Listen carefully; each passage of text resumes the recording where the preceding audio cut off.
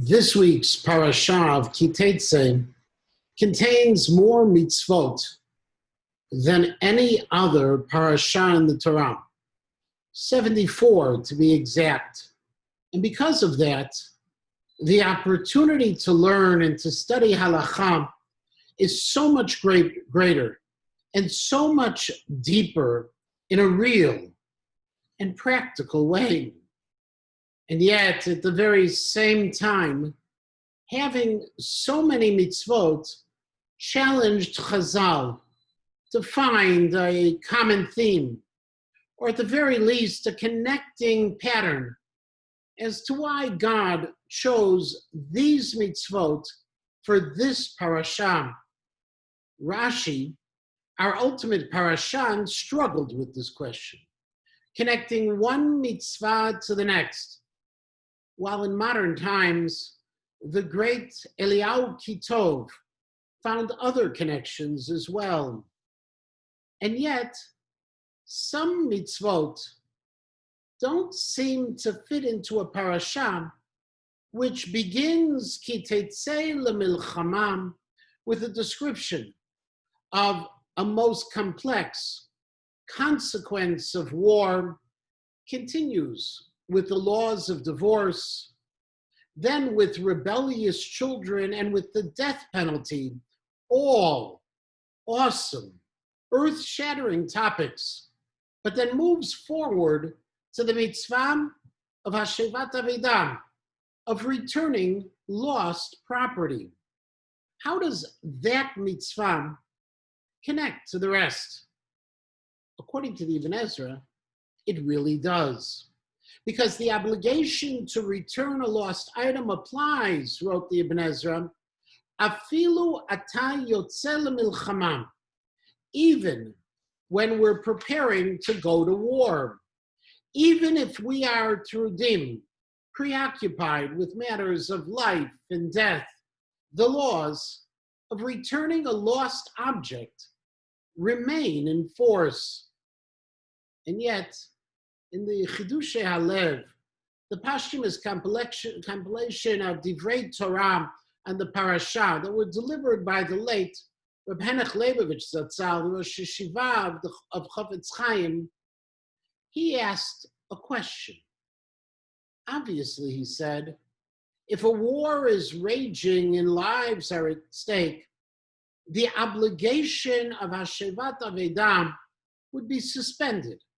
After all, in situations of pikuach nefesh, all laws of the Torah take a back seat to saving a life. But if that's true, then the situation of the Ibn Ezra was one in which we are away from the front. And it must be when the pressure was present, but the danger was not yet real. In that scenario, wrote Reb Henech, you might think of something as banal as returning a lost animal, but something like that could still be ignored. After all, a military camp, even pre-war, is tumultuous, intense, and unstable. It's a place where people are not necessarily looking out for or focused on others' needs, which is precisely, he said, the reason the Torah tells us that we need to see, that we can't turn away vitalamta from the needs of others. Instead, we are called upon to transcend what may be an instinctive, even understandable selfishness and seek the highest standards of sensitivity, even during the most stressful of situations, which is a challenge all of us face daily. Whether when sitting at the table for dinner and checking our phones, texting or emailing for business, but forgetting that this might be the one opportunity in a day to connect as a family, while work can wait for 30 minutes or so. Or even today, when people who we used to see regularly in shul or in the street are now staying home, and we forget to reach out and find out how they are doing. Because for us, life may be too intense, too busy, or simply too much. And so along comes this mitzvah to teach us that the real measure of a person is not when everything is going well, when life is smooth sailing, and when what happens is what we plan to happen. Rather, the real measure of a person is how he or she reacts when things are not going well, when life turns tumultuous and our time is limited. Will we put our needs first, or will we look out, see others, see their challenges and their needs, and realize that our obligations to others never ends, even in the heat of the battle? But why this mitzvah and not one of the other mitzvot, ben adam lechavero, another mitzvah between a person and another? Because when it comes to the responsibility to return a lost item, it's a responsibility that we have even though we had nothing to do with the object or its loss. And it's an obligation we assume even though we have nothing to gain. In other words, it's a mitzvah that is entirely about the other and not at all about us. And that's why the Torah picked this mitzvah for this lesson. Rabbi Yehuda Amital Zatzal, the founder of Yeshivat Har Etzion, had a favorite story he would tell when trying to describe his yeshiva's special mission. It was the story of the Baal HaTanya, who once was learning Torah in the inner room of his home, while in the next room, his son, Reb Dov Ber, was also studying. In the third, outermost room lay his infant grandson, who had been sleeping, but suddenly had awoken and started to cry. The Baal HaTanya immediately jumped up and tended to the baby's needs, while Reb Dov Ber, whose room was closer to the baby, remained engrossed in his learning and oblivious to the sounds coming from the other room. On the way back to his room, the Rebbe stopped and asked his son, "Why didn't you get up to care for the baby?" Said Reb Dov Ber, "I was so engrossed in my learning that I didn't hear the cries." Said the Baal HaTanya, "If someone is studying Torah and fails to hear the sounds of a crying baby, there's something wrong with the Torah that he is learning."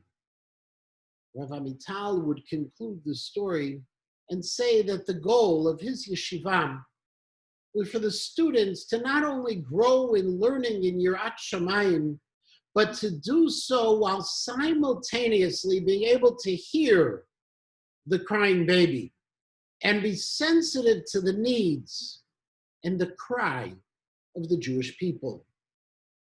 We live at a time when there are so many cries from so many corners.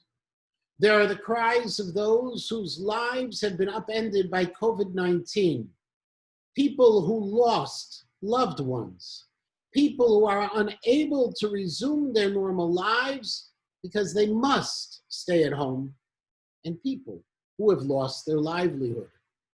And there are the cries of injustice as our country faces the difficult dilemma of systemic racism, the protests and the violence that has ensued, the murders and the destruction. And there are the cries of growing anti-Semitism, of a country that is more polarized than ever, of fears that are real and fears that are imagined, but fears that can overwhelm and consume us. And the challenge we face as a caring community is, what can we do? What will we do to relieve those who are suffering, to bring justice and bring support. For whether it's physical, as in the case of the Ibn Ezra, or spiritual, as in the story of the Balatanya, there are always ways we can rationalize putting our needs above those of others. And yet if we do, we will not only be mistaken, but guilty of v'hitalamta mehem, of hiding from the realities of the world. And therefore, this Shabbat, despite all the battles we face, the pandemic, earning a living, rearing children in a complex and often immoral world, I ask of you to find one thing you can do for someone else. One person you can call after Havdalah. One tzedakah that you can support. One gift you can give, or one cause you can serve. And then do it. Because no matter how challenging the situation, we must never close our eyes to the needs of our fellow Jews, especially now, especially in these days leading up to Rosh Hashanah. Because as we do for our brothers and sisters, HaKadosh Baruch Hu will do for all of his children, blessing us, please God, with all we need and all that we pray for in the coming year. May it be a Shabbat Shalom.